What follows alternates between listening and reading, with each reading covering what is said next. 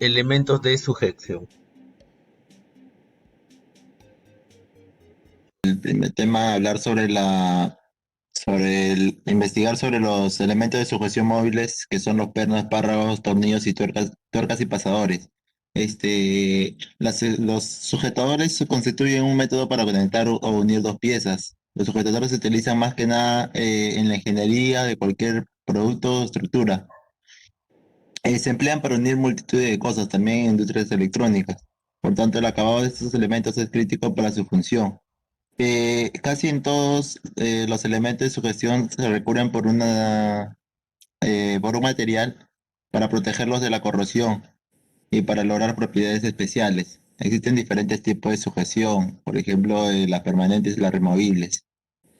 A nosotros nos tocó hablar sobre las técnicas removibles y cada uno de ellos va a hablar mis compañeros. Le paso a Vicente, por favor. Ya, profe, el perno es una pieza metálica que puede tener diferentes largos. Es un elemento de unión. Básicamente, este elemento metálico con cabeza pasa por perforaciones que permiten unir y fijar cosas. Normalmente son fabricadas de acero o hierro de diferentes durezas o calidades.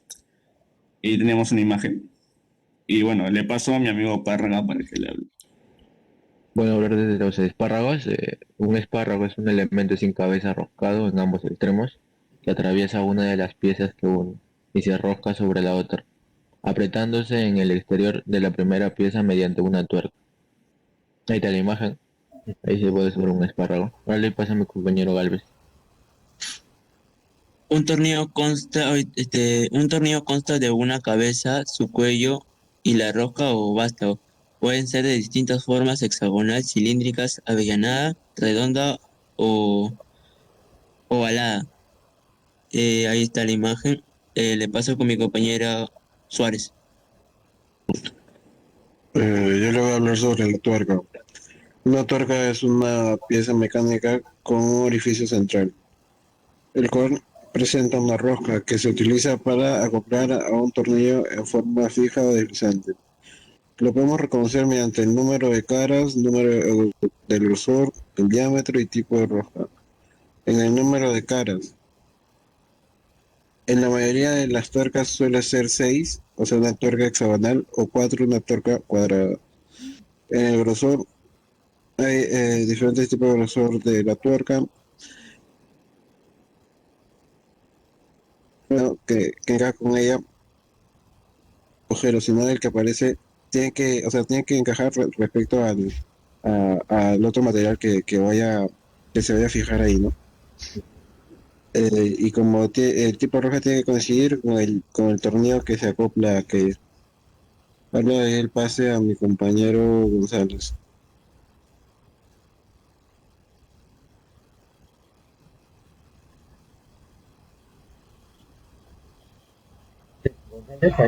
Profe, pasadores. González. Un pasador es un elemento de ficción mecánica desmontable, de manera cilíndrica y cónica, cuyos experimentos pueden variar en función de la aplicación y también se emplea para la fijación de varias piezas a través de un orificio común, impidiendo el movimiento relativo entre ellas.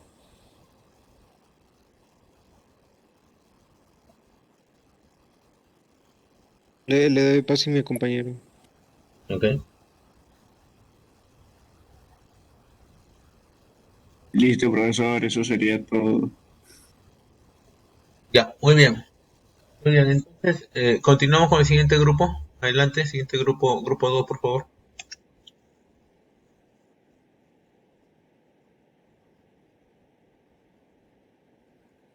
Buenos días, profesor, a mi grupo y a mí que nos tocó hablar sobre los elementos de sujeción móviles. ¿Qué son los elementos de sujeción? Son sujetadores que constituyen en un método, que es conectar o unir piezas. Los sujetadores se utilizan en la ingeniería de casi cualquier producto o estructura. Existen diferentes tipos de sistemas de sujeción. Entre ellos encontramos los permanentes o los removibles. Son los permanentes. Esto significa que no se puede soltar tan fácilmente. Están unidos con una aleación que es técnicamente imposible de separar Los removibles son más fáciles, son de menos complejidad y se puede sacar en cualquier momento que tú lo decidas. Ahora pasa a mi compañero Almeida.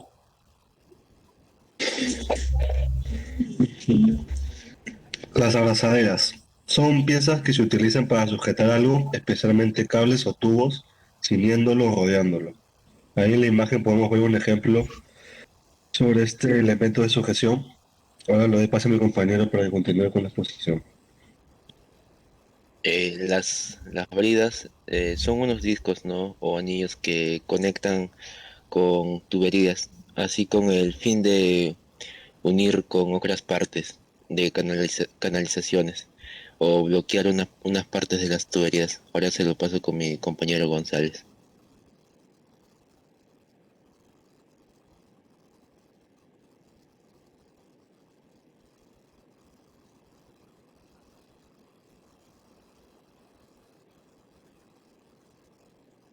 González, no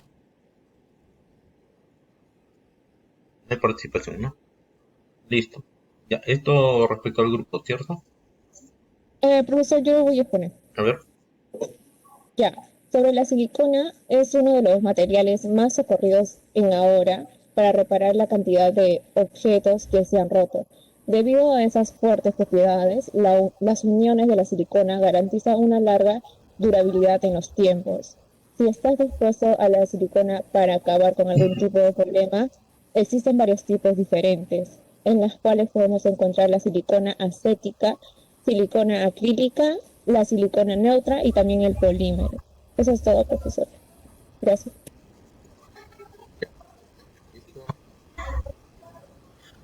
Ok, muchas gracias, grupo 2. Pasamos con el grupo 3, por favor. Buenos días, profesor.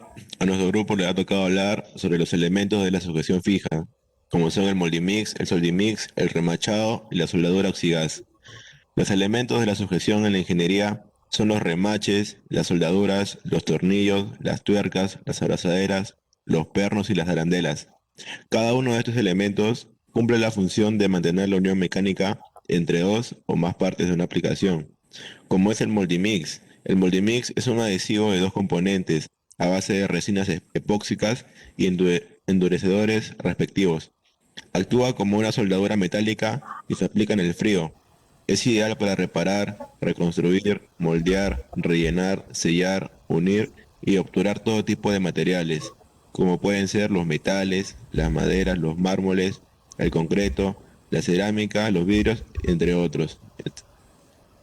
Le paso con mi compañero. El Soldimix. El Soldimix es un adhesivo de dos componentes a base de resinas epóxicas y endurecimientos respectivos. Actúa como soldadura mecánica que se aplica en el frío. Se adhiere a todo tipo de materiales tales como metales, vidrios, cauchos, concretos, cemento, también loza, madera, cuero y también acrílicos o cerámicas. Una vez endurecido después de la aplicación del Moldimix, no tiene olor, sabor, es atóxico, no se contrae, no se dilata, no se deforma, no envejece, puede aplicarse en cualquier espesor, conserva su volumen original. También resiste ácidos alcalis, productos químicos. También es un excelente eléctrico. Es un excelente aislante eléctrico.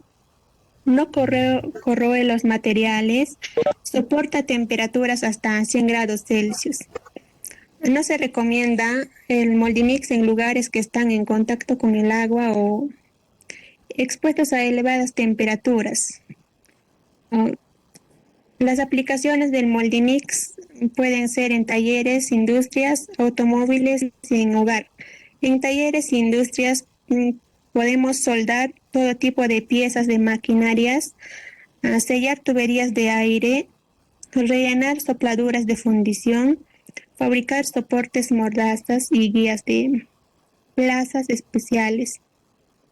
En los automóviles podemos sellar rajaduras en el carburador. También podemos sellar ranuras de los tornillos y asegurar adornos, radios y antenas. En el hogar podemos soldar asas y mangos, asegurar losetas o rellenar las rotas, reparar muebles, lámparas, zapatos, etc. Voy a dar pase a mi compañera. Yo voy a hablar sobre el remachado. El remachado es un elemento de fijación que se emplea para unir de forma permanente dos o más piezas como algo parecido a un tornillo, pero físicamente diferente, ya que el remache consiste en un tubo cilíndrico, que es el vástago, que en su fin dispone de una cabeza. Las cabezas tienen un diámetro mayor al resto del remache para que así al introducir este en un agujero pueda ser encajado. El uso que se le da es para unir dos piezas distintas, sean o no del mismo material. Las partes de de remachado, como está en la imagen, este está conformado por una cabeza, cuerpo y mandril. Actualmente el uso de remaches es de importancia como técnica de montaje para diferentes industrias, pues ayudan a desarrollar técnicas de automatización que logran agilizar el proceso de unión. Además, los remaches se pueden utilizar en una amplia gama de sectores. Los más utilizados son las industrias automotrices, industrias ferroviarias y las industrias solares. Los remaches de mayor uso son los remaches de compresión, remaches ciegos, que pueden ser con mandril de estiramiento, con pasador guiado, roscados, y los que son expandidos químicamente. Eh, y finalmente también uno que se usa mucho también es el remache de golpe, los cuales se emplean con un martillo para su instalación. Le voy a dar pase a mi compañero. Hola. Bueno, continuando con el tema, a mí me ha tocado soldadura oxigas. Este tipo de soldadura es una soldadura de profusión. Eh, bueno, para hacer este tipo de soldadura se usa un soplete y bueno, se utiliza dos tipos de gases, que son el gas acetileno y el oxígeno. Y se obtiene este tipo de soldadura por la combustión de gases, ¿no? Como hace un momento lo comenté. Y bueno, se usa esto para utilizarlo, ¿no? Y para hacer un pozo fundido, ¿no? Y bueno, se puede soldar, dice, el hierro, el acero, el cobre, el latón, el zinc, el aluminio y el bronce. Los principales usos están en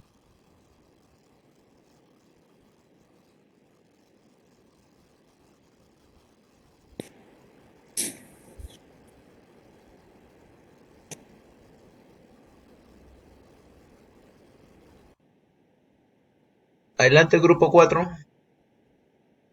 Bueno, profesor, hoy día nos tocó investigar sobre la soldadura del TIG, del MIG y del MAG y del láser. La soldadura TIG de soldadura es un arco de protección gaseoso que se utiliza en el intenso calor de un arco eléctrico, generando entre un electrodo de titanio no consumible y la pieza de soldar, donde puede o no utilizarse metal de aporte. Las características y ventajas sería no hay salpicaduras ni chispas, brinda una soldadura de alta calidad en todas las posiciones. Su beneficio sería el proceso puede ser mecanizado o robotizado, facilita la soldadura en lugares de difícil acceso. Las aplicaciones típicas sería la soldadura en equipos de aluminio, titanio, aleaciones de níquel, soldadura de tubos en la placa de intercambiadores de calor. El pase a mi compañero. Profesor, buenos días. Yo voy a hablar en qué consiste la soldadura MIG-MAG. Bueno, este proceso cuyo nombre viene del metal inert gas y metal active gas es un tipo de soldadura por arco que se lleva a cabo con electrodos consumibles y bajo un gas protector de la atmósfera circundante. Esta soldadura es mucho más productiva que la conocida como MMA, pues esta es últimamente necesaria, pierde parte de su productividad al precisar de paradas para reponer electrodo. Y bueno, la eficiencia de la soldadura MIG-MAG ha llegado nada menos que hasta el 80 a 95% gracias a su capacidad para usar hilos tubulares y sólidos. Le doy pase a mi compañero. Buenos días, profesor. Yo le voy a hablar un poco más acerca de la soldadura MIG-MAG. ¿Qué tipo de gas se usa para la soldadura MIG-MAG? Los gases de protección se dividen en dos grupos, inertes y activos. Los primeros son gases muy estables que no reaccionan con otros elementos. Los más utilizados son el argón y el helio. La sigla MIG referencia a la utilización del proceso de soldadura con gas inerte. En la soldadura MAG, soldadura con metal con gases activos, se utilizan como gases de protección mezclas de argón, dióxido de carbono u oxígeno. Entre el electrodo y las piezas se genera un arco eléctrico que funde en el electrodo de hilo creando un sólido cordón de soldadura. Bueno, gracias, yo le doy paso a mi compañero.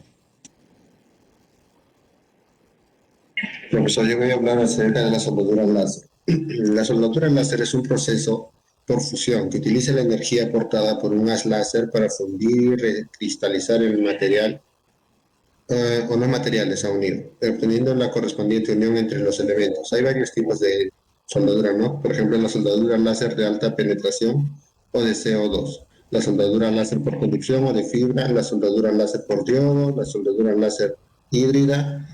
Y bueno, estos tipos de láseres, estos láseres utilizan gases de protección para el baño de fusión con la finalidad de obtener una unión soldada uniforme y mayor calidad superficial y estructural. Doy paso a mi compañero. Yo le voy a explicar su fundamento y ventajas de la soldadura láser. En el fundamento, desde un punto de vista, la soldadura láser genera la unión entre metales, empleando un haz de luz muy fino monocromático de alta direccionalidad, capaz de actuar sobre superficies de metal muy concretas y precisas. Algunas ventajas: la reducción del peso de la unión soldada, aun cuando se emplea material aportante, mayor productividad en la ejecución de la soldadura, obtención de soldadura de mayor calidad, se reduce la aparición de defectos y la reducción de generación de tensiones internas en metales derivados de un aporte térmico excesivo. Eso sería todo, profesor. Muy bien. Muy bien. Grupo 4, grupo 5, adelante, por favor.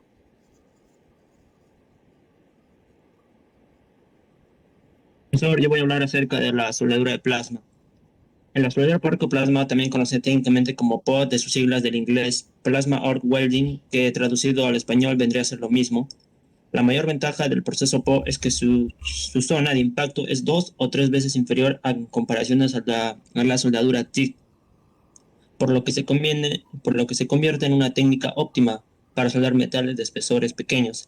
Esta presenta en 3 modalidades: soldadura microplasma, con corriente de soldadura desde los 0.1 amperios hasta 20 amperios, soldadura medio plasma, con corriente de soldadura desde 20 amperios hasta 100 amperios, y la soldadura K-hole, por encima de los 100 amperios, en la cual el arco de plasma penetra todo el espesor del material a soldar. También dentro de las partes de soldadura por plasma tenemos los gases, el electrodo de tungsteno, el metal base, depósito de gas, la fuente de poder y el metal de aporte. Ahora le paso a mi siguiente compañero, profesor. Gracias.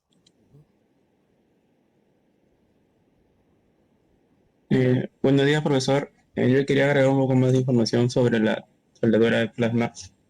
La soldadura de plasma se utiliza principalmente en uniones de alta calidad, tales como las requeridas en construcción aeroespacial, plantas de procesos químicos e industrias petroleras. Este tipo de soldadura no contamina el metal base, no produce escoria y se puede utilizar para soldar los mismos materiales que se sueldan con TIG y otras aleaciones y materiales más delgados. Bueno, eso sería todo. Ahora sí le paso a mi compañero. Buenas tardes, profesor. Buenos días. Los beneficios o ventajas de la soldadura SAW. El rendimiento es en 100%, las soldaduras son homogéneas, 100% radiográficas, soldaduras de buen aspecto y penetración uniforme, y además no se requieren protecciones especiales. En los beneficios del haz de electrones: alta velocidad de soldadura, distorsión mínimo, el proceso de vacío se produce en un entorno limpio y producible. Aparte de eso, la penetración se da entre 0.05 milímetros y 200 milímetros en un solo paso. Gracias. Ok. Y eso es todo. Haz de electrones. Sí, ¿Colque? Adelante. No. Ya. Ok. Sí, profe, sí. Haz de electrones. La, solda- la, sol- la soldadura por haz de electrones es un proceso de soldadura de fusión que se logra mediante el contacto de la pieza a soldar con un haz de electrones de alta densidad energética. El haz de electrones es de pequeño diámetro y elevada intensidad energética, lo cual permite atravesar grandes espesores de materiales, hasta 65 milímetros de una sola pasada aproximadamente. El principio de soldadura se puede explicar mediante el efecto de Coyle-Hall, también denominado como el ojo de cerradura. Nada más, profe, gracias. Listo, muy bien. Muy bien, entonces pasamos al grupo 6. Adelante, grupo 6.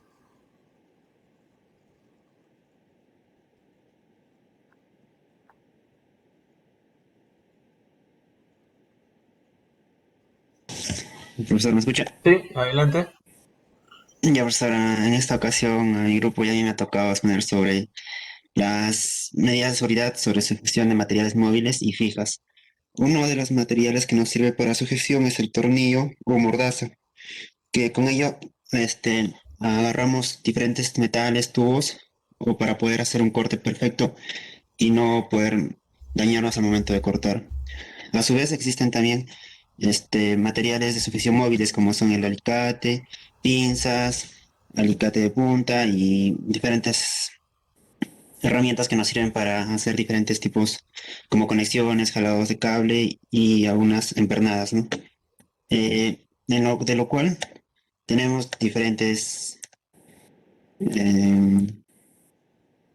herramientas que se clasifican por tipos. En el tipo C o G, eh, son las que tienen mandíbulas y la guía está dentro del mismo cuerpo. En estas herramientas, la cabeza del tornillo hace la función de la mordaza móvil y el cuerpo incorpora la guía y la mordaza fija. Ahora, del tipo F es cuando se requiere hacer un trabajo rápido. Este tipo es más eficaz ya que podemos deslizar la mandíbula a lo largo de toda la guía y solo ajustar la fuerza de apriete con el tornillo. Eh, Ahora, de apriete de rápido en semiautomático, ya que incorpora un gatillo y solo es cuestión de accionarlo varias veces para que la herramienta apriete de manera automática para liberar la presión ejercida. Contamos con otro gatillo más pequeño que nos ayuda a realizarlo. Ahora, el conocido como sargento de cárcel. Esta herramienta es una de las más antiguas, pero no pierde utilidad frente a las modernas, ya que al tener dos tornillos podemos ajustar uno y la mandíbula se apretará en ángulo. Ahora, por cantos, es parecido al sargento tipo C, solo que este tipo está constituido con dos o tres tornillos. ¿Algún compañero que quiera exponer, profesor? Gracias.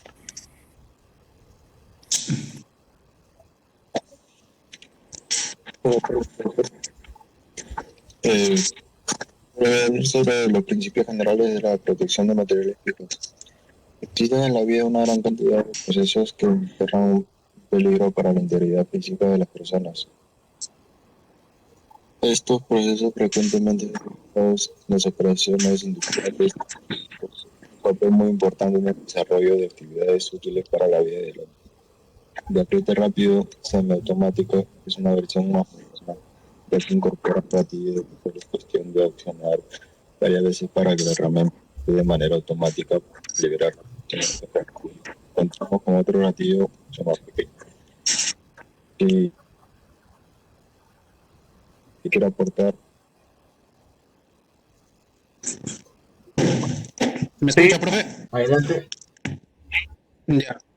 Ya, continuando con la exposición, buenos días, profesor, buenos días, compañeros. Muchos de esos accidentes del sector se producen por golpes o cortes, ¿no? De diferente consideración. pueden ser leves, a la vez también pueden ser mortales, ¿no? Depende de la situación en la que uno se encuentre. Esto se da por la gran cantidad de herramientas manuales que se utilizan en el sector y que el proceso productivo muchas veces concluye con un repaso manual al producto fabricado, ¿no?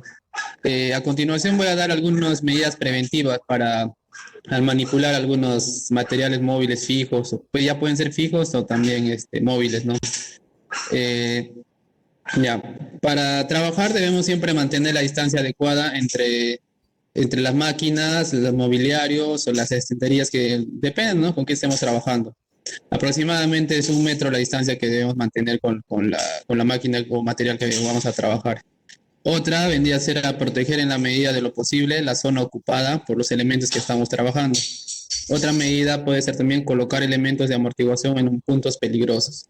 También se debe pintar en colores llamativos aquellas zonas o partes que utilicen zonas de paso. También señalar horizontalmente mediante líneas amarillas en el suelo. Y lo más importante, ¿no? Utilizar el EPP, ¿no? Que viene a ser el equipo de protección personal, ¿no? Para cualquier trabajo que se haga. Nada más, profesor. Listo, entonces entiendo que es todos los soportes de grupo, ¿no? Muy bien. Ok, muchas gracias.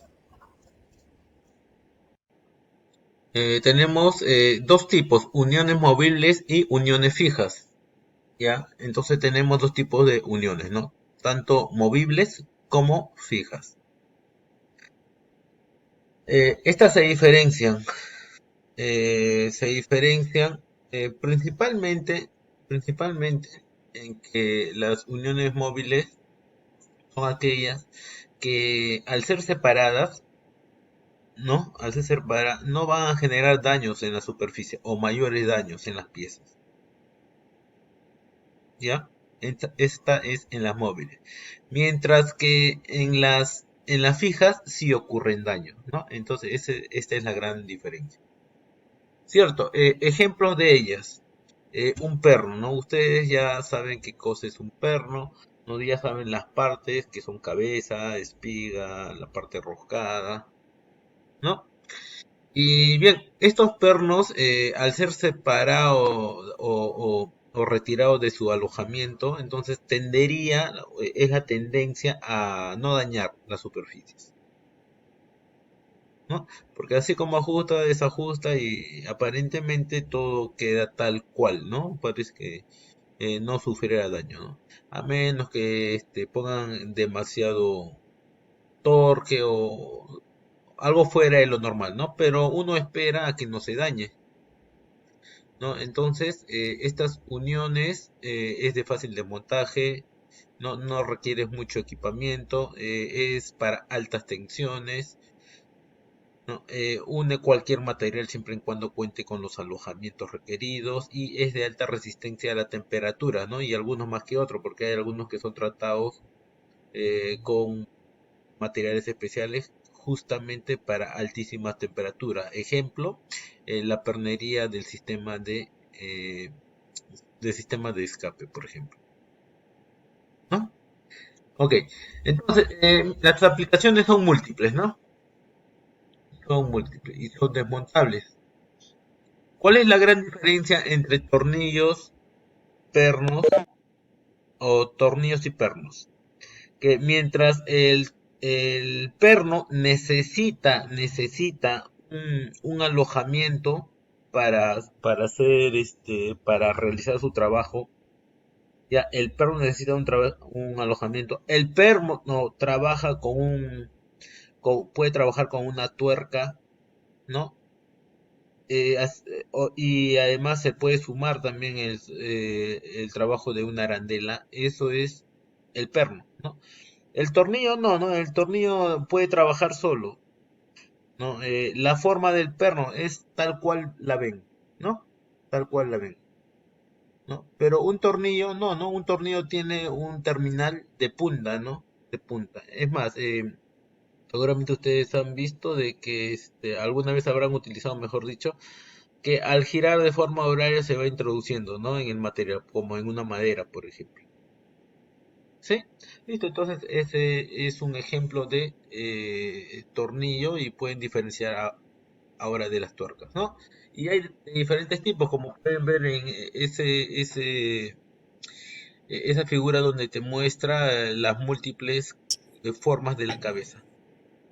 Profe, Sí, dime. pero ¿quién tiene más fuerza de agarre? ¿El tornillo o el... El que está diseñado para trabajar con mayor fuerza es obviamente la tuerca, ¿no? ¿Por qué? Porque prácticamente la tuerca trabaja con un alojamiento ya definido, hecho, o trabaja perdón, el perno trabaja con un alojamiento definido, o también trabaja con una tuerca, ¿no? Entonces tiene que romperse la tuerca para que ceda el tornillo, ¿no? Pero en el caso perdón, tiene que romperse el perno para que falle, ¿no? La unión. Pero en caso del tornillo, no, pues el tornillo, como tú vas generando el alojamiento conforme giras el tornillo, entonces este alojamiento es sensible, ¿no? Es sensible. ¿Por qué? Porque tú estás generando con la fuerza de tu mano, digamos. Entonces no tiene mucha resistencia. Ya, aplicados en materiales blandos, ¿no? Materiales blandos como madera, como plástico, ¿no? Maderas blandas. Perdón, materiales blandos.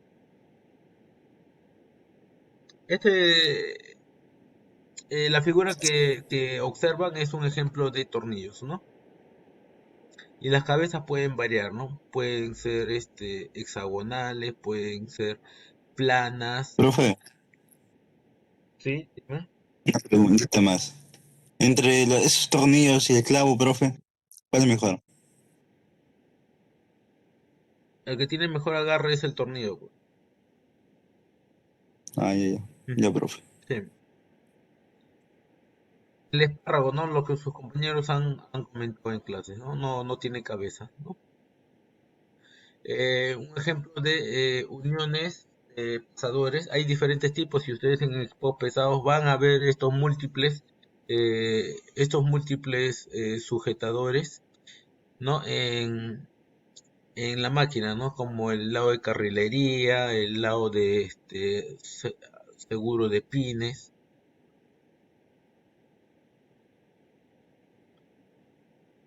Las abrazaderas, ¿no? Diferentes tipos de abrazaderas. Hay abrazaderas para agua, abrazaderas eléctricas, para sistemas eléctricos, para sistemas de escape, de admisión. Van variando, ¿no? Las bridas, ¿no? Los cablecitos para las conexiones eléctricas, o las grapas para definir, ¿no? Puntos, por ejemplo, de carcasas de plástico. Y ahora hablemos de uniones fijas. Uniones fijas son aquellas que para poder separarlas, una de las dos piezas se daña, ¿no? Entonces esa superficie se daña. Tenemos algunos ejemplos: la soldadura, ¿no? El remachado o el pegado, ¿no? Remachado, lo que mencionaron sus compañeros en la exposición, ¿no? Diferentes tipos de remachado, ¿no? Y ahí está el proceso del remachado, ¿no? Y después, pegamentos, hay diferentes tipos de pegamentos. Por ejemplo, en equipos pesados, ustedes van a utilizar estos pegamentos o pegamentos de repente específicos como para la unión del cárter. El cárter es un componente que acumula o recoge el aceite. Es un depósito, ¿no? de aceite que va debajo del motor, ¿no? Este cárter va unido con pernos, pero el perno no sella, entonces va a trabajar con unos empaques, ¿no? Empaquetaduras, que va al contorno para sellar, ¿no? Pero el empaque no es todo. Aparte del empaque le echan una silicona. Entonces la silicona más el empaque más el ajuste del perno, entonces eso te va a asegurar a que el cárter quede bien instalado sin opción de fuga. El pegado puede ser mediante silicona, ¿no? ¿Sí? ¿Te acuerdas cuando hacías la fiesta de cumpleaños, ¿no? Y ponías tus globitos. Ya, ahí está la silicona, ¿no? No, y es utilizado, estimados, para diferentes aplicaciones, ¿no? Hay siliconas para vidrio, ¿sí? Para instalar los vidrios. Depende de en tu casa habrán instalado los vidrios con este tipo de siliconas, ¿no? Antes tiempo, ¿no? En mis tiempos, en mis tiempos, antes la instalación de los vidrios eran con una masilla amarilla. Esta masilla era así tipo plastilina y se secaba, ¿no? Pero después de tiempo se iba despedazándose por pedazos, ¿no? Pero, y porque se resecaba, ¿no? Pero ahora ya no, ¿no? Ahora usan la silicona que es más estético y es mucho mejor. Ya, listo. También tenemos acá los Soldimix y los Moldimix, ¿no? Son para aplicaciones, por ejemplo, de guardas, ¿no? A veces cuando las guardas se rompen, utilizan estos elementos, ¿no? El Soldimix son dos pastas, ¿no? Una A y una B. Entre las dos reaccionan, ¿no? Y después de cierto tiempo van secando, ¿no? Y se pone duro, ¿no? Bien duro. Y el Moldimix es como una plastilina, ¿no? Que al momento de combinarlas, pasa un tiempo para que se empiece a endurecer, ¿no? Son dos tipos de eh, aplicaciones de uniones, ¿no? Fijas, ¿cierto? Fijas. Listo, de esto ya hemos hablado. Uniones por soldadura ahora. Nosotros han hablado sobre las uniones por soldadura, las cuales son rígidas, ¿no? Y estas sí se dañan mucho al ser retiradas, ¿no? Al querer separar las dos piezas unidas, ¿no? Existen de diferentes tipos, ¿no? Según cómo se genere el calor, hay distintas formas de soldar, ¿no? Por soldadura a la llama, soldadura de resistencia eléctrica, soldadura de arco eléctrico y soldadura blanda, ¿no? Soldadura blanda, ¿no? Es para tarjetas electrónicas, por ejemplo, ¿no? Soldaduras eh, por oxidaz, es con fuego, ¿no? Es con fuego y vas soldando, ¿no? Se va pegando el material en el lugar donde quieres soldar y se va haciendo en las dos piezas diferentes. Soldaduras eléctricas por arco en atmósfera controlada. Ya, listo, acá tenemos el oxidaz. Seguramente ya habrán visto ustedes trabajar este tipo de soldaduras. ¿Ya?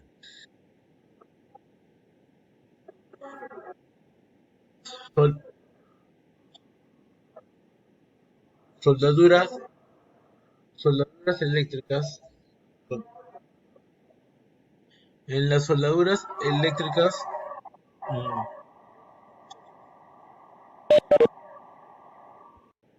esta soldadura eléctrica consiste en un electrodo, ¿no? La que va a producir escoria, ¿no? Escoria es una parte sobrante de la soldadura que se retira fácilmente, ¿no?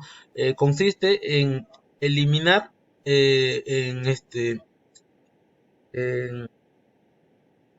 generar líquido de metal y este líquido va a quedar en un alojamiento, ¿no? Y al secar, entonces se va a poner tan duro que va a unir piezas, ¿no? Produce vapores, genera un arco eléctrico y esto, bueno, se va a alojar en el material a soldar, ¿no? Lo que hace es fundirse, ¿no? Fundirse con el arco eléctrico, ¿no? Por la alta temperatura.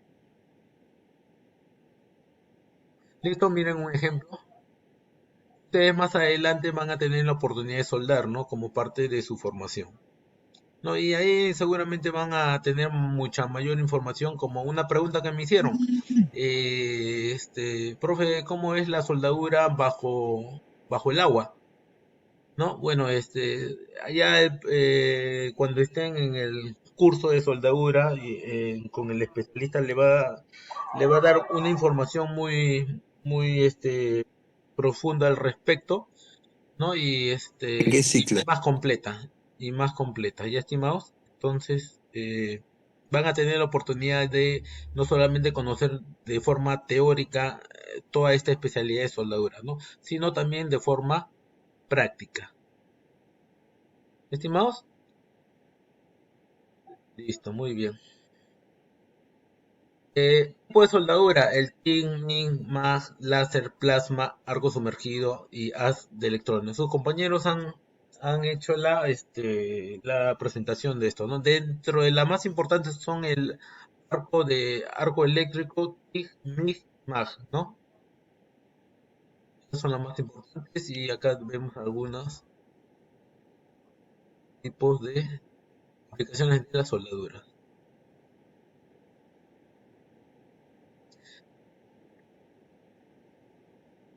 ¿Estimados? Listo, muy bien. Este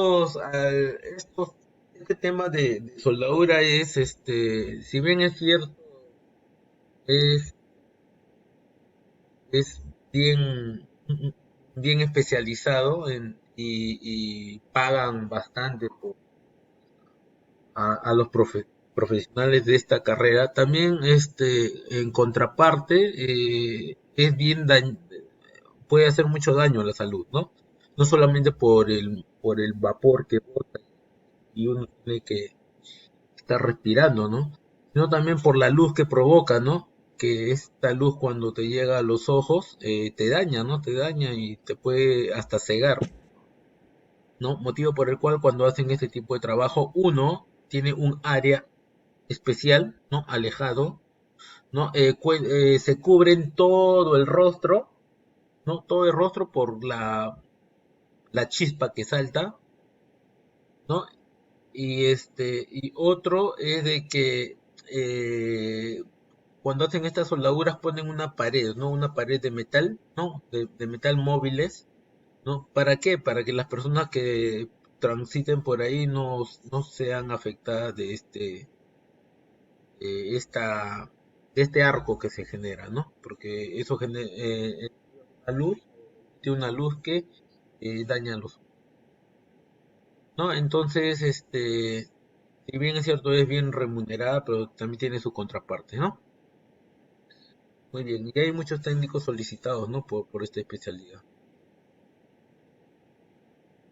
Y bien, ustedes con todo lo que van a estudiar, van a conocer, van a poder ver los tipos de soldadura, van a tener cierta experiencia práctica de soldar y van a poder recomendar tipos de soldadura, ¿no?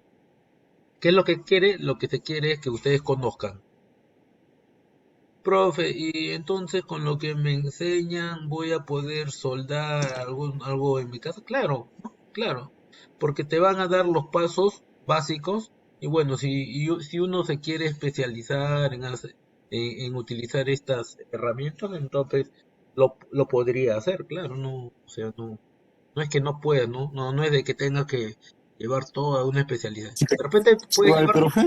De repente puedes llevar toda una especialización y dedicarte a eso también, ¿no? En forma paralela, ¿no? A lo que conoces, ¿sí?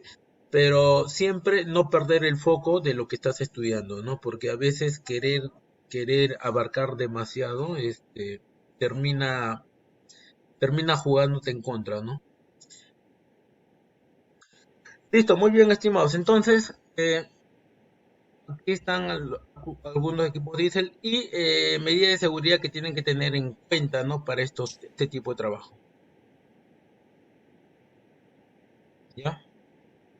Bien, estimados. Muy bien. Toca. Dime, ¿hay pregunta? Voy a. No. Ya. Muy bien.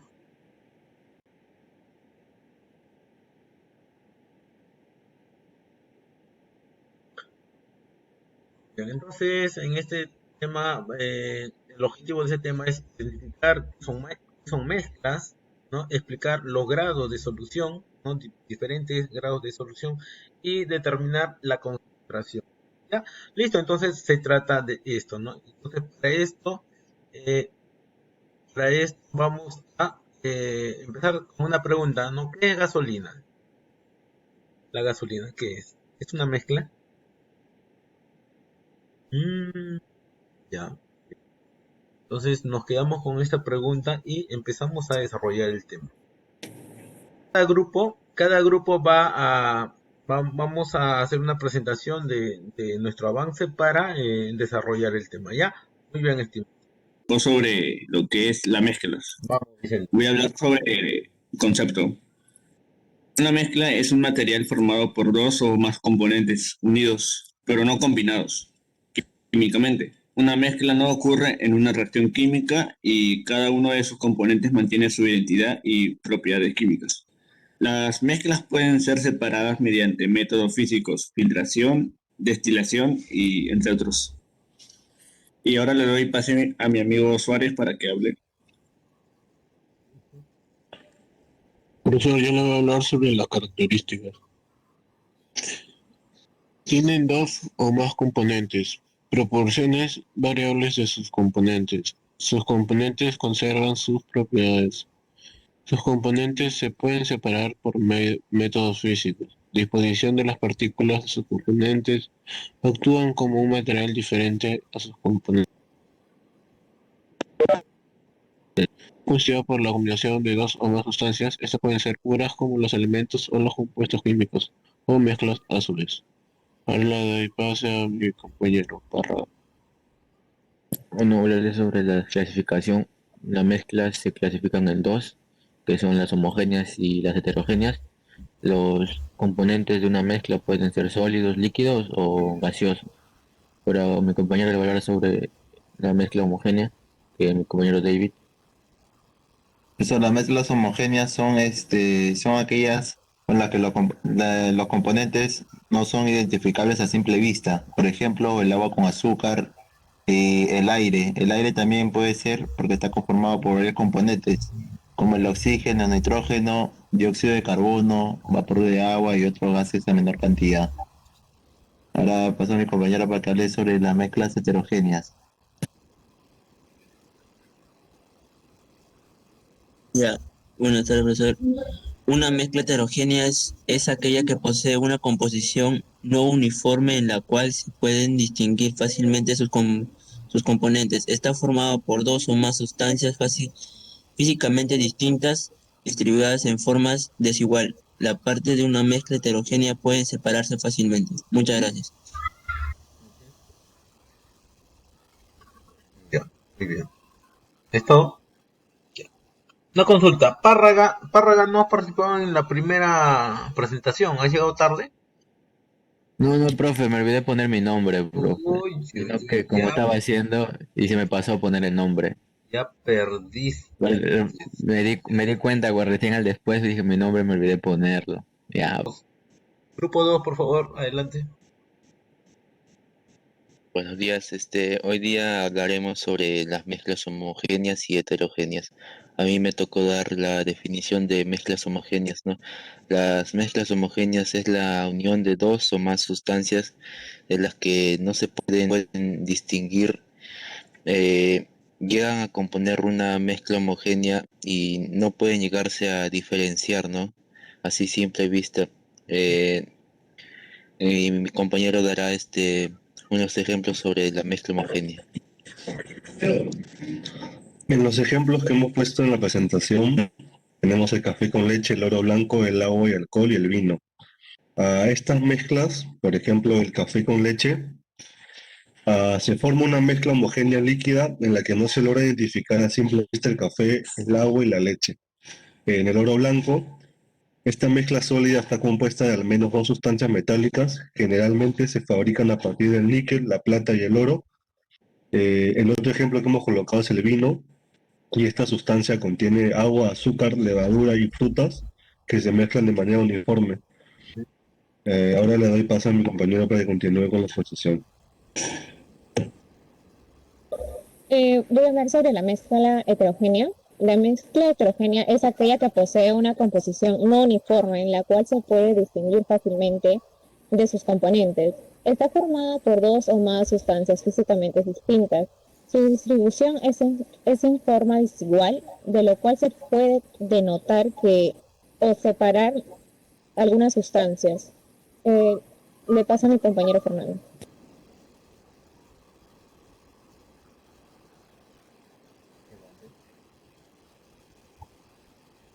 ¿Profe, se escucha? ¿Se escucha, profe? Sí, sí se escucha. Ah, ya, profesor, gracias. Las mezclas heterogéneas se pueden agrupar en los siguientes grupos. Emulsiones, conformada por dos fases líquidas invisibles, por ejemplo, el agua y el aceite. Suspensiones, conformada por una fase sólida insoluble en la base dispersa líquida, por lo cual tiene un aspecto opaco. Ejemplos, arcilla, cemento y tinta china. Coloides o soles. Es un sistema heterogéneo donde el sistema disperso puede ser observado a través de un ultramicroscopio. Por ejemplo, la crema de leche, pintura látex.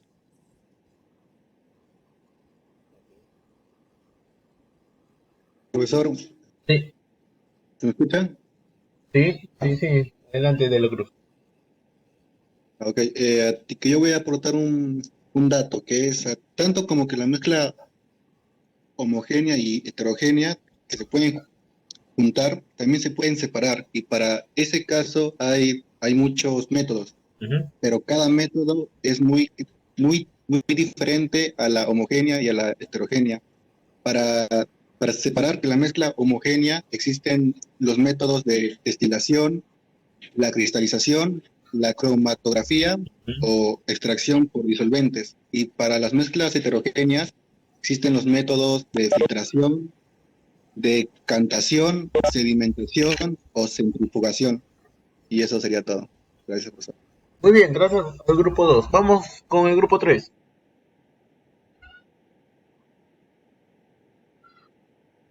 Bueno, profesor, a nosotros nos ha tocado investigar sobre el tema de solución, soluto y solvente.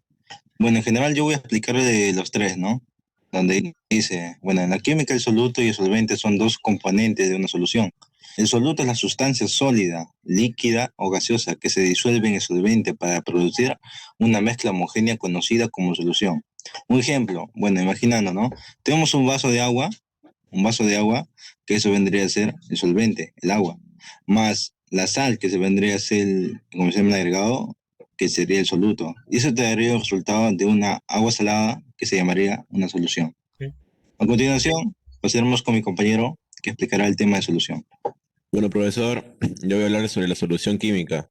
Una solución química es la mezcla homogénea de una o más sustancias disueltas en otra sustancia en mayor proporción.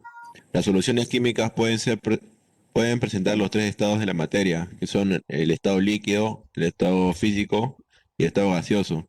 A su vez, sus solutos y solventes también pueden presentar esos tres estados. Unos ejemplos de soluciones puede ser el sal disuelta en agua, que es el sólido disuelto en líquido, o si no el azúcar disuelto en agua, que es sólido en líquido también. El oro disuelto en mercurio, que es en sólido. La aleación de zinc y estaño, que es sólido en sólido, o también la naftalina disuelta en el aire, que es sólido en gas. Y como un último ejemplo puede ser también un vapor de agua, que es el líquido disuelto en gas. Bueno, ahora le paso con mi compañero. Continuando con el tema, voy a explicar sobre el soluto. El soluto es una sustancia que se disuelve en una solución. El soluto es un sólido, pero también puede ser una sustancia gaseosa u otro líquido, que se disuelve en una sustancia líquida y se obtiene una solución líquida. En la solución, el soluto suele encontrarse en menor proporción que el solvente. Una característica muy importante del soluto es su solubilidad, es decir, la capacidad que éste tiene para disolver en otra sustancia. Ejemplos de solutos. Ejemplos comunes de solutos sólidos son el azúcar o la sal, que al mezclarse con agua forman una solución azucarada o salina. También en soluciones gaseosas como el gas carbónico, que al juntarse con agua forma una solución de agua carbonatada. Asimismo, hay solutos líquidos como por ejemplo el ácido acético, que al mezclado con agua produce vinagre. También voy a dar pase a mi compañero. Ya, muy bien. Adelante.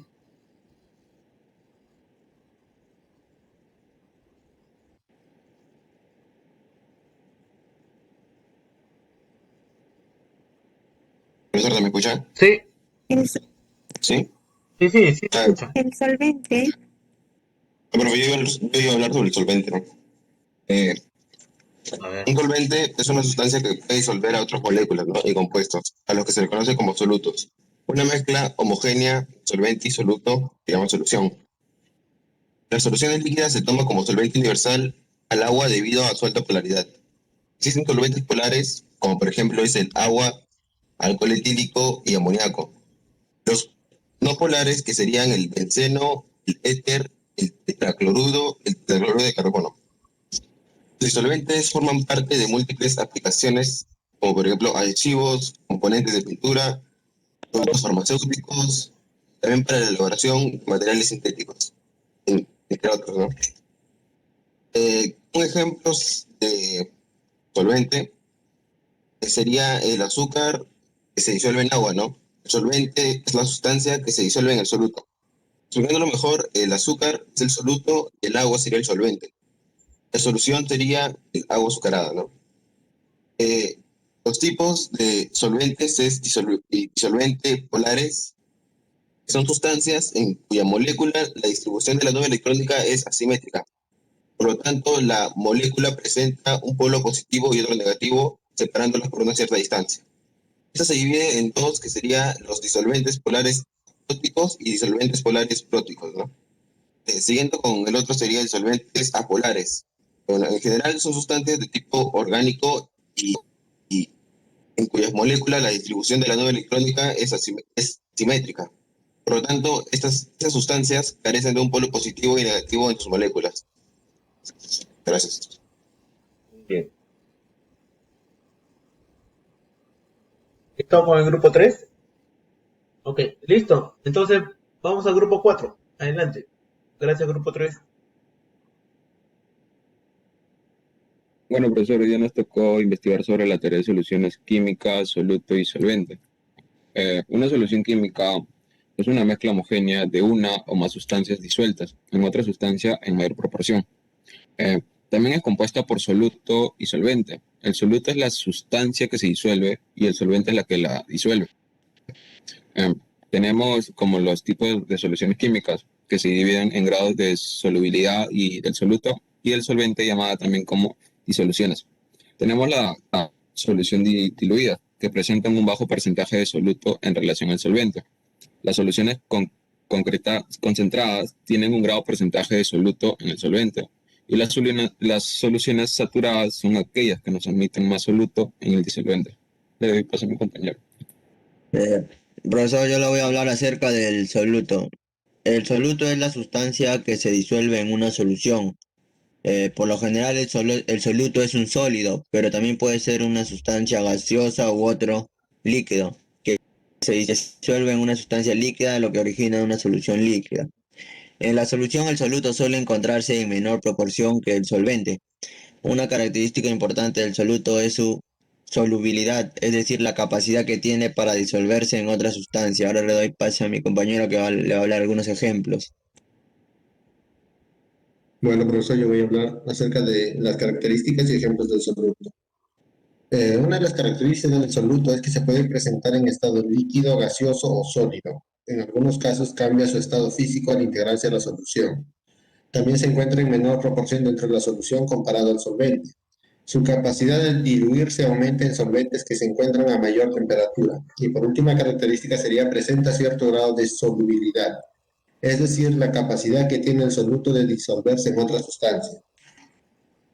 Tenemos como ejemplo, por ejemplo, como solución la leche chocolatada, en el cual el soluto vendría a ser el cacao en polvo y el solvente sería la leche. Como un segundo ejemplo sería que la solución es un suplemento de vitamina C. El soluto es comprimido efervescente, vitamina C, y el solvente es el agua. En el caso de la gaseosa, el soluto vendría a ser el dióxido de carbono y el solvente vendría a ser el agua. En caso del vinagre, el soluto sería ácido acético y el solvente sería agua. Doy paso a mi compañero para que siga con la exposición. Bueno, profesor, yo voy a hablar sobre el solvente. El solvente, también conocido como disolvente, es la sustancia en la que se disuelve un soluto, generando como resultado una solución química. El solvente será aquella sustancia que disuelve a la otra, o dicho de otra forma, es la sustancia a la que le añadimos el soluto y en la cual este último se disuelve. Es la sustancia mayoritaria de la mezcla. Por lo general se trata de un líquido en el que se disuelve un sólido, líquido o gas. Caso contrario, tanto soluto como solvente deberán a la vez ser sólidos o ser gases. Le paso a mi compañero que le va a dar algunos ejemplos. Bueno, profesor, yo voy a hablar los componentes de una solución y cómo se forma, ¿no? Bueno, los componentes en química, el soluto y el solvente son dos componentes de una solución. El soluto es la sustancia que tiene características sólida, líquida o gaseosa, que se disuelve en el solvente para producir una mezcla homogénea como solución. ¿Cómo se forma? Cuando mezclamos una cierta cantidad de un sólido con un líquido, se forma una solución en la que el sólido se conoce como soluto y el líquido se conoce como solvente o diluyente. Gracias. Muy bien, entonces esto es la presentación por el grupo 4. Adelante grupo 4, gracias grupo 4. Adelante grupo 5, perdón.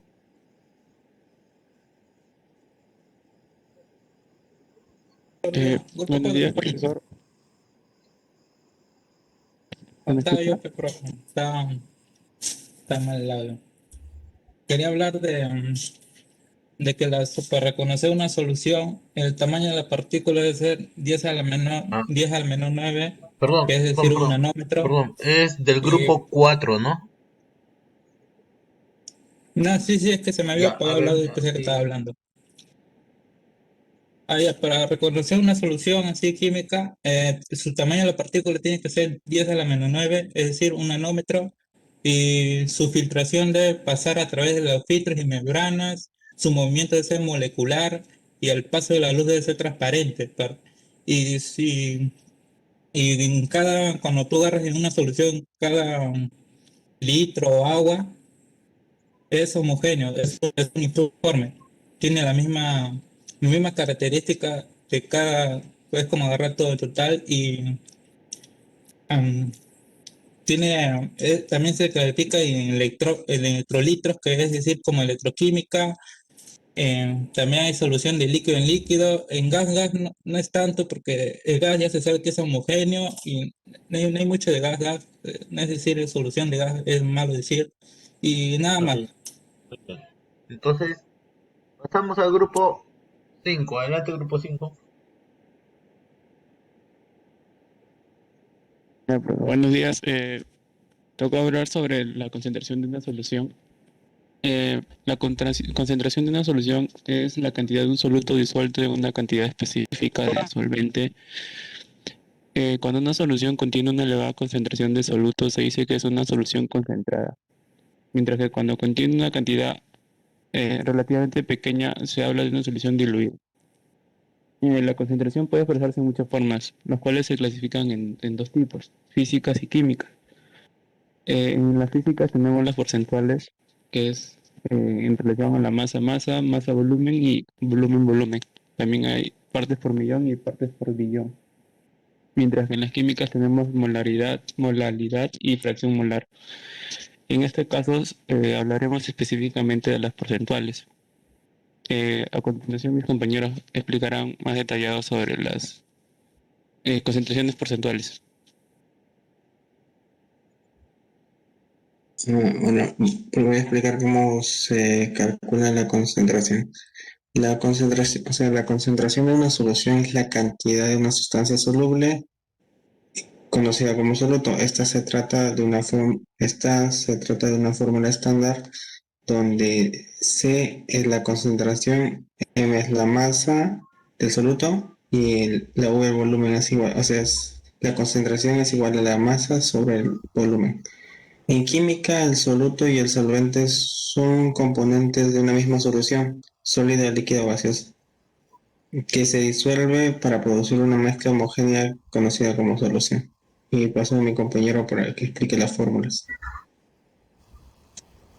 Bueno, yo voy a explicar las fórmulas de porcentaje. Bueno, empezamos con porcentaje de masa-masa, que se define como la masa del soluto que se disuelve por cada 100 unidades de masa de solución y se expresa con masa del soluto dividido sobre masa de disolución por 100, todo en gramos. El porcentaje de volumen expresa el volumen disoluto por cada 100 unidades del volumen de la disolución. Se suele usar para mezclas líquidas o gaseosas en las que el volumen es un parámetro importante. Es decir, que el porcentaje que representa el soluto en el volumen total de la solución. Se puede expresar como volumen disoluto entre volumen de disolución 100%, todo en gramos. Y el porcentaje en masa-volumen es aquella solución que expresa la masa del soluto por cada 100 unidades de volumen disuelto. La masa del soluto en gramos es sobre el volumen de la disolución en miligramos, ¿no? Por 100, todo en gramos, todos los porcentajes. Bueno, eso es todo, profesor. Gracias, grupo 5. Pasamos al último grupo. Adelante.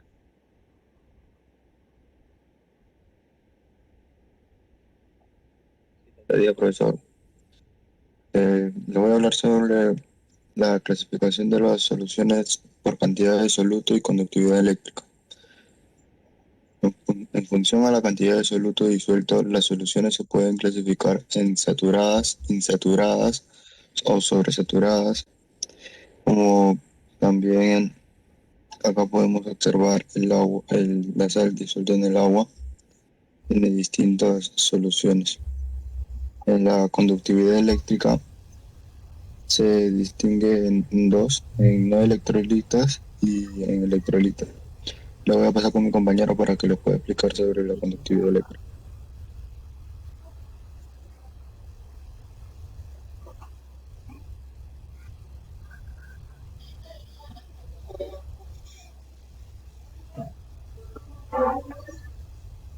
Profesor, buenas tardes. La cantidad de soluto. La cantidad de soluto se clasifica. Dependiendo de la cantidad de soluto que haya, existen distintas soluciones. La solución saturada es la solución en que existe la mayor cantidad de soluto capaz de mantenerse disuelto a una temperatura estable en un solvente. Se les conoce bajo el nombre de soluciones saturadas. En caso de que se agregue mayor cantidad de soluto, la mezcla superaría su capacidad de disolución. Ahora, por solución insaturadas. Estas soluciones, también conocidas bajo el nombre de diluidas, son aquellas en las que la masa de solución saturada es en relación a la del soluto disuelto, mayor por la misma masa del solvente y a que igual temperatura. Por solución es concentrada. Es la solución, el porcentaje de soluto es cercano al establecido por la solubilidad en la misma temperatura. Por sobresaturadas, en dichas soluciones existe una cantidad menor de solución saturada saturada de soluto a una determinada temperatura.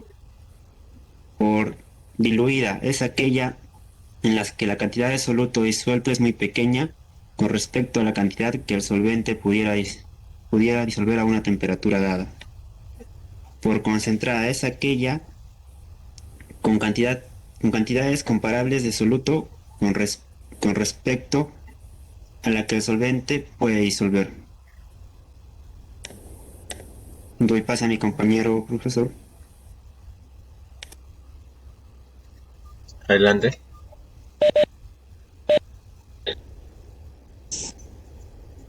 Profesor, ¿me escucha? Sí, te escucho. Ya, según la conductividad eléctrica que poseen las soluciones se clasifican en dos. Una de ellas es no electrolíticas y la otra es electrolíticas. No electrolíticas, estas soluciones, como su nombre indica, tienen una capacidad casi inexistente de transportar electricidad. Se caracterizan por poseer una disgregación del soluto hasta el estado molecular y por la conformación de iones. Algunas de estas soluciones, por ejemplo, podemos saber que es el alcohol, el azúcar, y entre otros, ¿no? En electrolíticas, estas soluciones, en cambio, sí se pueden transportar electricidad de manera mucho más perceptible. A esta clase de soluciones también se les conoce bajo el nombre de iónicas. Y en algunos ejemplos también son las sales, las bases y ácidos. Correcto.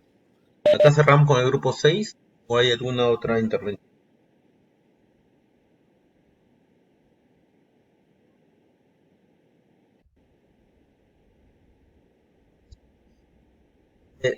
Bueno, según lo que hemos visto, ¿no? Lo que se ha expuesto gracias a la investigación de cada uno de ustedes.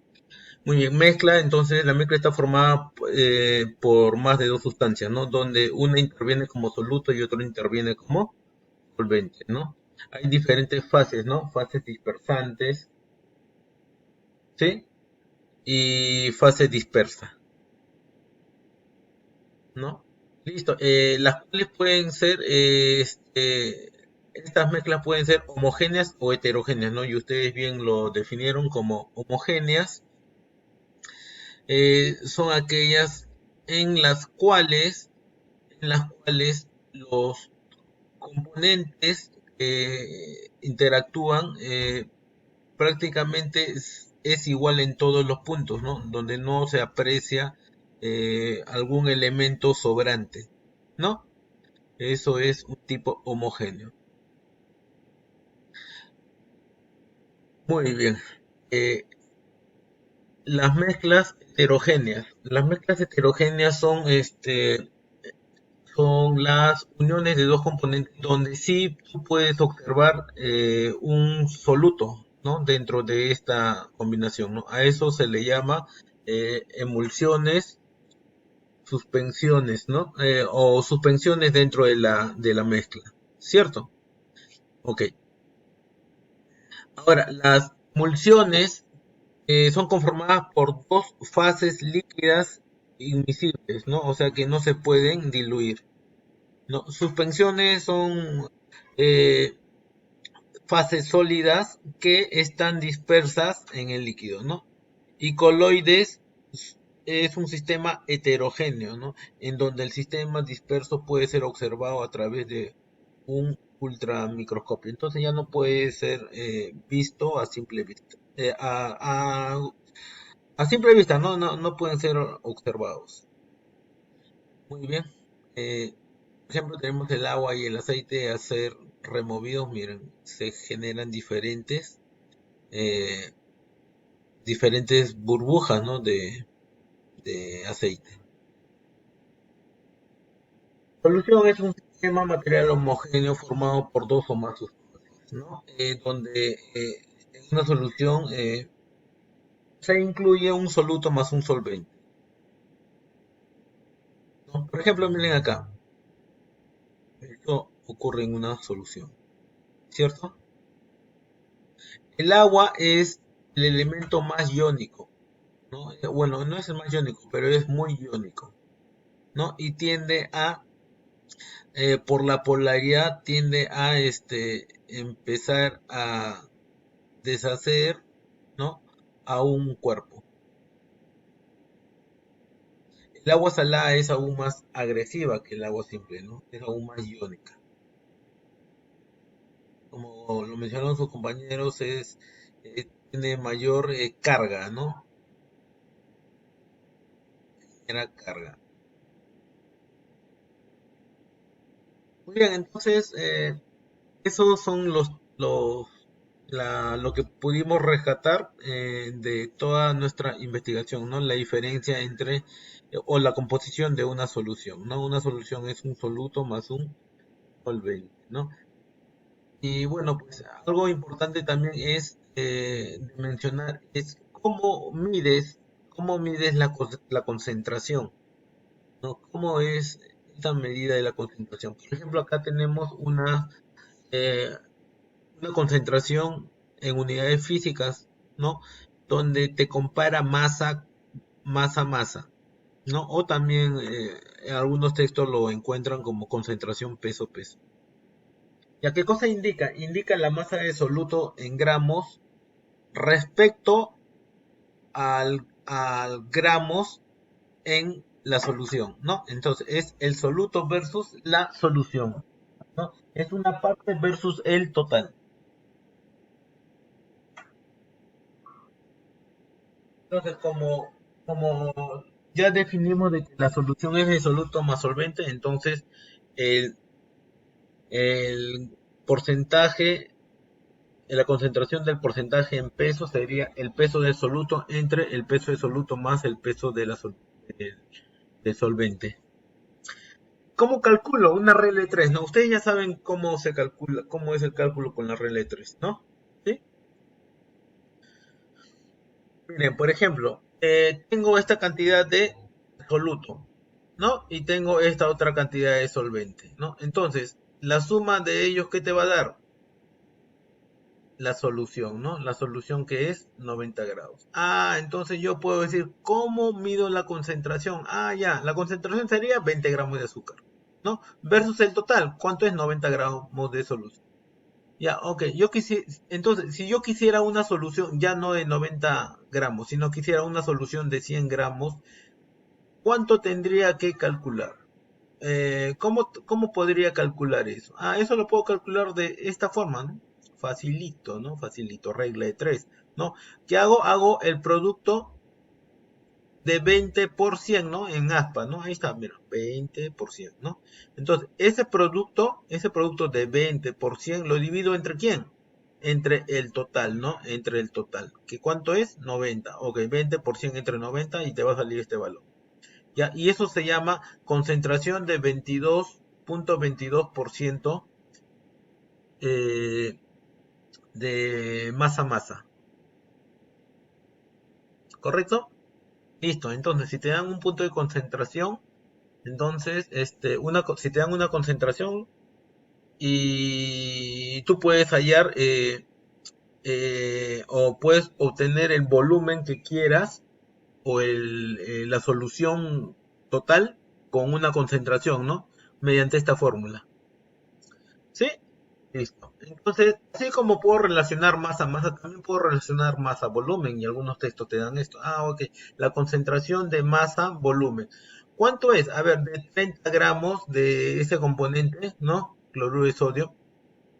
En 80 mililitros de solución. Ah, ok, ya. Entonces, ¿cómo era la concentración? Ah, 30 por cuánto?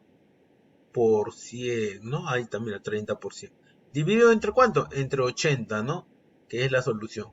Ya, listo. Ahí está la concentración de peso, volumen, ¿no? O masa, volumen. ¿Ya? Listo. Entonces, esto es muy sencillo, ¿no? La aplicación es bien práctica. Y de esa misma manera, puedo calcular ¿qué cosa? Puedo calcular la relación volumen-volumen. Ok, mira, por ejemplo, tengo 15 mililitros de alcohol. También tengo 65 mililitros de solución. Ok, si yo quiero 100 mililitros de solución, entonces, ¿cómo hago? Ya la misma relación, ¿no? X es igual a ¿qué? X es igual al producto en cruz, ¿no? 15%, ahí está, 15% dividido entre ¿quién? Entre 65. Listo, y ese despeje, ¿cuánto sale? 23%. ¿No? Muy bien. Y acá tengo una concentración de concentración molar.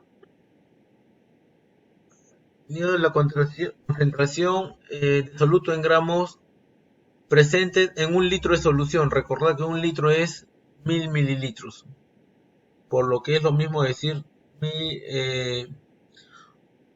un miligramo por mililitro. Miligramos por mililitro. Entonces esto es masa por volumen, masa entre volumen, ¿no? De la misma forma, ¿no? Tengo de soluto 10 gramos y de solución 80 mililitros. gramos volumen, ¿no? Masa volumen. Entonces, quiero hallar X, ya, el producto en cruz, ¿no? 100 por 1000 dividido entre 80. Ya, 100 por 1000 dividido entre 80. ¿Este producto cuánto me da?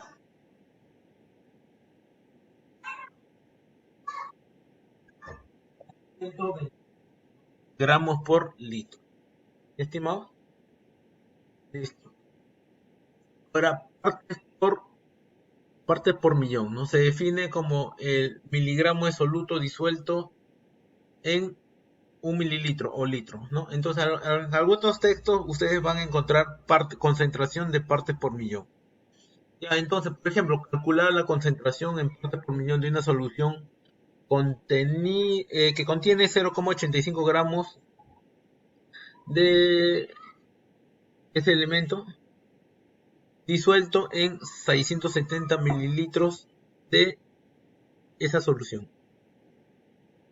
Ya, entonces, el cálculo es gramos, ¿no? Partes por millón. 1 gramo equivale a 1000 miligramos, ¿no? Entonces, 0,85 gramos, ¿a cuántos miligramos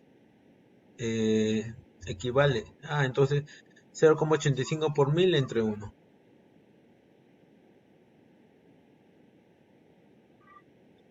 ¿No? Es más aplicación de la regla de 3, ¿no? Si te das cuenta, estamos combinando masa con volumen, ¿no? Volumen con volumen o masa con masa, ¿no? Y la aplicación es la misma.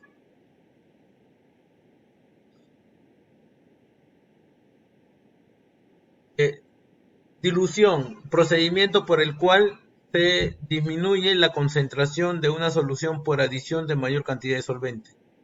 Al agregar más solvente se está aumentando la cantidad de solución, pero la cantidad de soluto se mantiene constante, ¿no? Entonces, es una forma de diluir, es aumentando el solvente, ¿no? Aumentando el solvente. Si aumentas el solvente, entonces lo haces menos concentrado. El volumen ya de hidrógeno y cloro de 18 molar se necesita para preparar 6 litros de solución 5 molar. Entonces, ahí tenemos la fórmula. Primero, ahí tenemos la fórmula, ¿no? C1 por B1 es igual a C2 por B2, ¿no? C1, ¿qué cosa es? La concentración inicial, ¿no? ¿Cuánto es la concentración inicial? C1, 5, ¿no? ¿Listo? Tú quieres una concentración de 5 mililitros,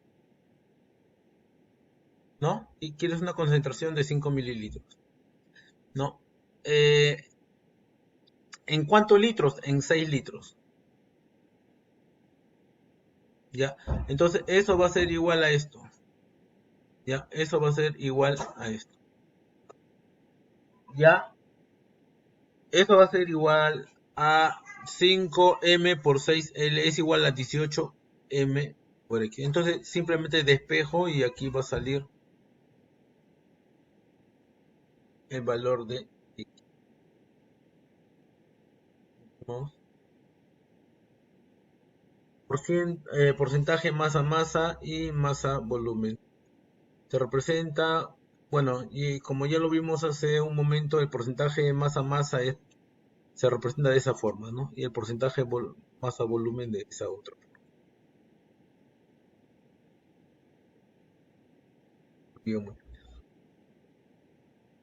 Acá tenemos un resumen de las aplicaciones que hemos visto.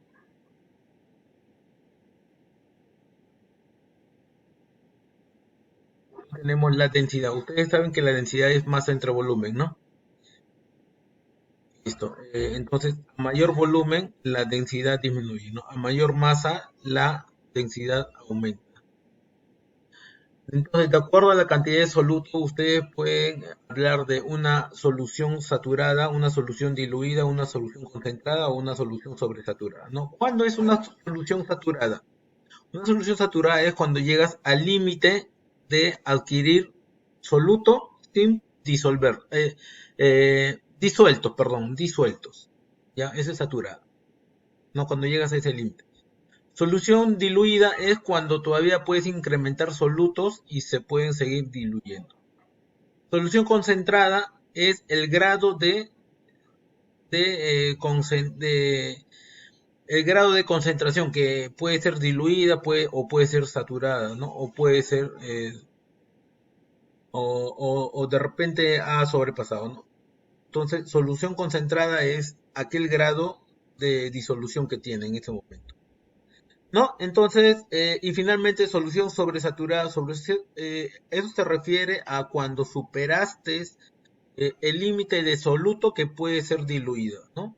Por ejemplo, si tienes un vaso con agua y le echas azúcar, ¿no? Echas una cuchara de azúcar y lo vas diluyendo, lo vas moviendo y se va diluyendo, diluyendo y desaparece. Entonces, visualmente ya no es percibible, ¿no? No se puede percibir. No, le echas otra cuchara de azúcar y lo mueves y va desapareciendo y desaparece. Vuelves a echar y después va desapareciendo y mira, y hay cierta parte que no desaparece y sigues moviendo y no desaparece. ¿Por qué? Porque ya llegó a la solución sobresaturada. ¿No? ¿Qué ocurre después? ¿Qué ocurre si tú quieres diluir? ¿Hay forma de diluir eso? Sí, sí hay forma, ¿no? ¿Cómo? Calentando, ¿no? Si vas a calentar, entonces el calor va a lograr diluir ese soluto, ¿no? Ok, ya se diluyó, ya no existe ya, ¿no? Ahora lo sacas del fuego, ¿no? Y se enfría, ¿no? Y cuando se enfría vas a ver que en el fondo se formó nuevamente, ¿qué cosa? El soluto, ¿no? ¿Por qué? Porque está sobresaturado. Ya, bien. Entonces, de la misma forma se puede, puedes tener la solución, una solución electrolítica o no electrolítica, ¿no? Y tal como dijo sus compañeros, esto depende de que la solución fuera, cuando genera cuando tiene, están generando electricidad, ¿no? Y hay otras inertes a estas, ¿no? Hay otras que simplemente no tienen carga iónica y no generan electricidad. Y acá en esta gráfica te señala la solubilidad respecto a la temperatura, ¿no? Entonces, en los gases la solubilidad a medida que va aumentando, va va disminuyendo la solubilidad, ¿no? A medida que aumenta la temperatura, ¿no? Pero en los sólidos ocurre lo contrario, ¿no? Listo, acá tenemos otro componente donde cada curva, cada línea azul, verde o morada representan diferentes componentes, ¿no? Y ves cómo se comportan de forma diferente los diferentes materiales o soluciones. No tienen un comportamiento diferente en respecto a su solubilidad con el tiempo, con la temperatura. ¿No? Y aquí tenemos una gráfica, ¿no? Donde hay diferentes soluciones, ¿no? Donde las concentraciones van variando de acuerdo a la temperatura.